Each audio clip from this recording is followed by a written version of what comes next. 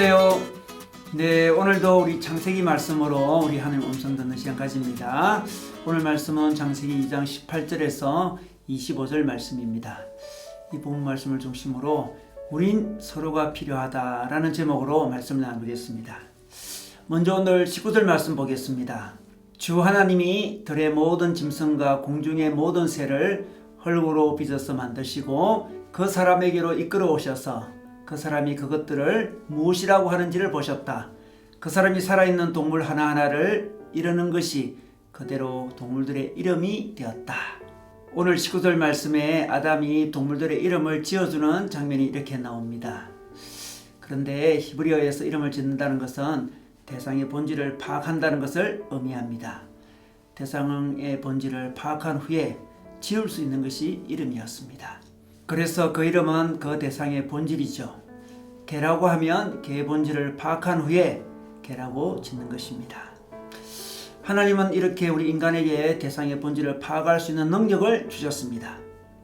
그런데 아담은 모든 동물의 이름을 지어주면서 자신과 본질이 같은 존재가 없음을 느꼈습니다. 본질이 같지 않기에 마음을 열고 깊은 교제를 할 수가 없었습니다. 그래서 아담은 본질적으로 외로웠습니다. 하나님은 아담이 혼자 있는 것이 좋지 않음을 또한 아시고 그에게 알맞은 짝을 만들어 주시겠다고 하십니다. 그리고 하나님은 아담의 갈빗대로 여자를 만들어 그에게 데리고 왔습니다. 23절 보겠습니다. 그때 그 남자가 말하였다. 이제야 나타났구나. 이 사람 뼈도 나의 뼈, 살도 나의 살. 남자에게서 나왔으니 여자라고 부를 것이다. 아담은 이렇게 외치고 있습니다. 아담은 이제야 나타났구나 이렇게 말하고 있습니다. 그동안 기다렸다는 거죠. 본질적으로 자기와 함께할 존재를 기다렸던 것입니다. 자신과 삶을 나누고 사랑을 나눌 대상이 필요했던 것입니다.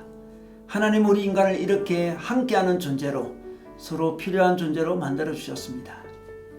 우리 하나님도 성부, 성자, 성령 하나님으로 함께 하셨습니다. 우리도 함께할 때 더욱 우리 자신이 되는 것입니다. 특히 배우자는 바로 본질상 자기 자신과 같다고 말씀하고 있습니다. 23절 보겠습니다. 그때 그 남자가 말하였다. 이제야 나타났구나. 이 사람 뼈도 나의 뼈, 살도 나의 살. 남자에게서 나왔으니 여자라고 부를 것이다.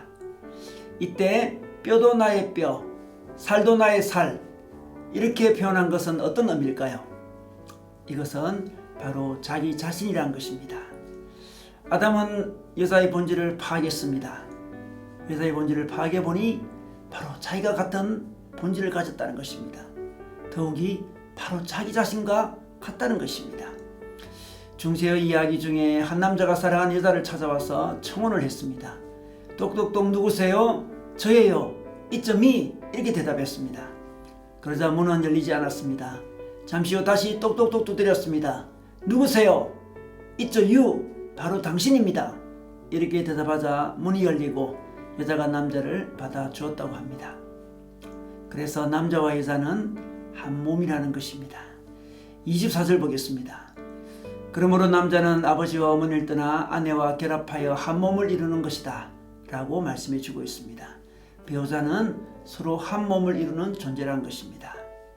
이 말씀은 고대 근동사의 가부장적 문화의 배경에서 너무나 놀라운 가정에 대한 선언이요, 부부 선언이요, 여성 인권 선언이었습니다. 또한 25절에 보니 부부는 서로 부끄러워하지 않는다 이렇게 말씀하고 있습니다. 25절 말씀 보겠습니다. 남자와 그 아내가 둘 다 벌거벗고 있었으나 부끄러워하지 않았다 이렇게 말씀합니다. 이는 한 몸, 자기 자신에게는 자신의 벗은 몸을 부끄러워하지 않듯이 부부가 완전히 하나 된 모습을 보여주고 있습니다. 사실 아이들도 어릴 적에는 부모 하나였습니다. 갓난아이는 부모에게 부끄러워하지 않습니다. 서로 노출되어도 부끄러움과 두려움이 없습니다. 온전히 하나 되는 관계가 바로 부부관계죠. 그런데 우리 인간은 본질이 같은 존재와 이렇게 모든 것을 나눌 때 온전한 인간성을 누리게 됩니다. 그런데 죄가 들어올 때 인간은 서로를 피하게 되죠. 인간은 죄가 들어올 때 하나님도 피하고 부부 사이일지라도 서로 숨기게 됩니다. 죄책감과 죄의식이 그들을 가로막기 때문에 그렇습니다. 그런데 예수님께서 십자가에서 그 죄를 해결해 주셨습니다. 그러므로 십자가의 은혜로 우리는 더욱 하나 될 수 있는 것입니다. 하나님과 하나 되고 부부가 하나 되는 것입니다. 은혜가 우리를 하나 되게 하고 우리를 하나 되게 하는 본질, 그 본질을 회복시킵니다. 물론 우리 모두가 결혼으로 부르심을 받지는 않았습니다. 여러 이유로 결혼하지 않을 수 있습니다. 아직 결혼할 사항이 아니라 싱글로 지낼 수도 있습니다.